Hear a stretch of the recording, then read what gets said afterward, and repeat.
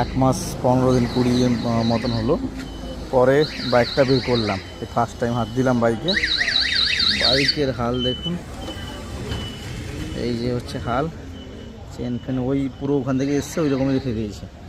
Bike চালু করতে এখানে সার্ভিসিংয়ের লাইট জ্বলছে, এই যে সার্ভিসের লাইট জ্বলছে। এই যে এইখানে স্ক্র্যাচ এগুলো সব নড়ে গেছে, এটা চিপকে গেছে। এই যে এখানে যেরকম ভেঙে এসেছিলাম ওই রকমই আছে। এই হচ্ছে বাইকের হাল।